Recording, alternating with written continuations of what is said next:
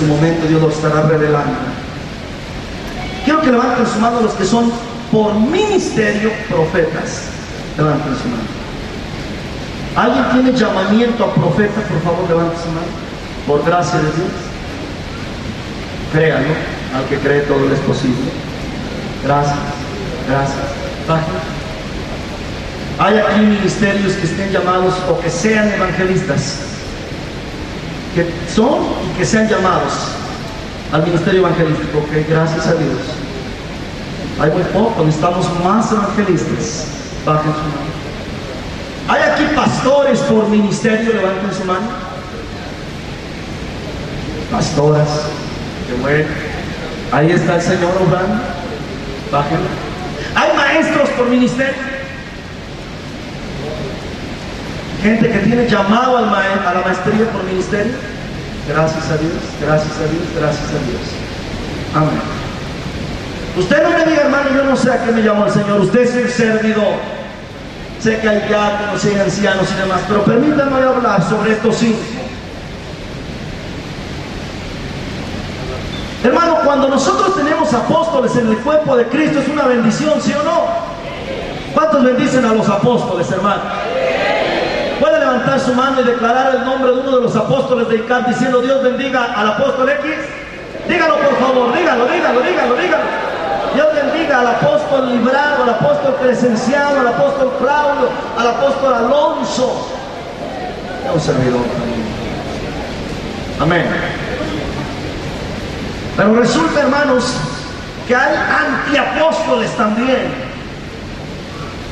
Estamos hoy en día en la fiebre de los apóstoles. Todo el mundo quiere ser apóstol. Cuidado. Por ahí resulta que ahora cualquiera es apóstol. Es más, creo que por ahí hay hasta apóstolas. Yo respeto el llamado de Dios y yo no vine voy a juzgar a nadie, pero la Escritura tiene una enseñanza. Y el ministerio de fundamento, en cuanto a ministerio, está exclusivo para la autoridad varonil. Apóstoles y profetas, según Efesios 2:20.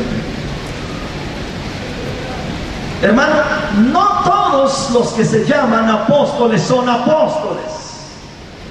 El Espíritu Santo bien claro lo dijo: has probado a los que se dicen ser apóstoles y no lo son. El ministerio apostólico se caracteriza por algo específico. Es el que establece la sana doctrina. Y al establecer la sana doctrina, establece la iglesia de Cristo. Amén. Por eso es importante que en una iglesia cristiana existan verdaderos llamados apostólicos para que se establezca la iglesia y la doctrina a la vez. Ore por sus apóstoles, por favor, hermano. Pero el antiapóstol, es decir, aquellos que se dicen ser y no lo son, y suele haber muchos. ¿Sabe cómo se les llama a la luz de la Biblia? ¿Alguien sabe cómo se les llama a la luz de la Biblia? Se les llama mutiladores del cuerpo. Ese es el nombre que se les da a los antiapóstoles. Mutiladores del cuerpo. Gente que fueron llamados a servir en un liderazgo apostólico, pero no hicieron esa influencia positiva porque su pasión es torcida ante el propósito de Dios. Y son llamados apóstoles, pero realmente en lugar de establecer la iglesia, la mutilan, le cortan la doctrina, empiezan a establecer mandamientos de hombres, empiezan a hacer declaraciones a su modo, a su gusto, a su intelecto, a su idiosincrasia. Y por último acaban llevándose gente para hacer sus propios grupos. Aquellos que llamándose apóstoles hagan grupos a su manera sin que Dios les envíe, lo único que sucederá según Filipenses capítulo 3 versículo 2, y esta cita quiero que la tomamos en cuenta, por favor. Filipenses 3:2 dice: guardaos de los perros, guardaos de los malos obreros, guardaos de los mutiladores o del cortamiento. ¿Por qué no puedo aplicar a apóstoles los calificativos anteriores, porque los que cortan el cuerpo o los que establecen el cuerpo son los apóstoles. Luego entonces, un apóstol que no establece es un apóstol que derrama. Un apóstol que no confirma es un apóstol que desune. Un apóstol que predica una mala doctrina es un apóstol que está inyectando disensiones. Y las disensiones acarrean divisiones. Las divisiones no son de Dios. Cuidado con aquellos. Y no me refiero ni a cuántos en una red por ahí, en un programa televisivo, llamándose apóstoles, lo que están haciendo es provocación sensual para poder poner en contra a aquellos pastores ante sus propias autoridades. Y resulta que las iglesias se dividen, se fraccionan, se acaban por la influencia de un disque apóstol. Oh Dios mío, los mutiladores del cuerpo son de peligro. ¿Alguien conoce algún susodicho apóstol?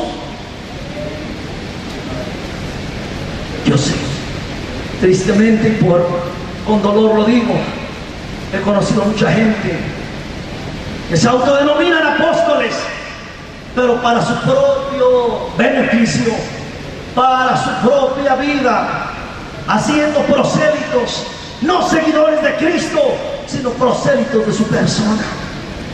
Hermano, el apóstol no debe llevar a la gente tras él, sino a los pies de Cristo. El apóstol no instituye su manera de pensar, sino la doctrina establecida del Señor. El apóstol debe hablar de lo que Dios quiere que se hable. Pero para conocer un verdadero apóstol necesitamos saber por lo menos 4 cosas. Y estas 4 cosas es la forma de medir a un verdadero apóstol. Según Efesios capítulo 3, versículo 18, déjenme leer esta cita.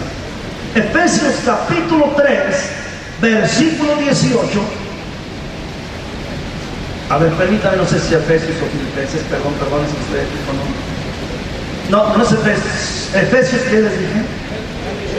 Ok, sí estoy bien. Efesios 3, 18. Escuche la palabra del Señor. A ver. Seis plenamente capaces de comprender con todos los santos cuál sea la altura, la longitud, la profundidad y la altura. Está hablando de 4 cosas el apóstol Pablo que hablan del amor de Cristo. Y dice que esto habla del arraigo y el fundamento. Y si estoy declarando que el fundamento y el arraigo es producto del trabajo apostólico, estas son las 4 formas de medir a un apóstol, queridos hermanos. Y sé que estoy hablando no a favor mío, porque usted me va a medir y va a medir a todos los apóstoles. Pero lo digo por doctrina, no por forma egocéntrica. Un apóstol debe medirse por su anchura espiritual, por su largura ministerial, por su profundidad ministerial y por su altura ministerial. Son las 4 medidas apostólicas para evitar malos ministerios apostólicos. Cuando hablamos de una anchura, largura, profundidad y altura ministerial, son las 4 formas o los 4 aspectos que hace posible el medir a un apóstol. Cuando hablamos de anchura, a ver, todos abran sus manos, por favor. No le peguen al que esté a un lado. Abran sus manos, no las levanten, ábranlas. No le peguen al que esté a un lado. Piensen en un árbol de 1 año de edad. Abracen un árbol de 1 año. Abracen un árbol de 1 año. Por favor, abracen un árbol de 20 años. Ok, estamos hablando de anchura. Hablar de anchura es hablar del territorio o de la expansión ministerial, de la influencia que tiene un hombre de Dios cuando verdaderamente es apóstol. ¿Qué territorio le respalda a este apóstol.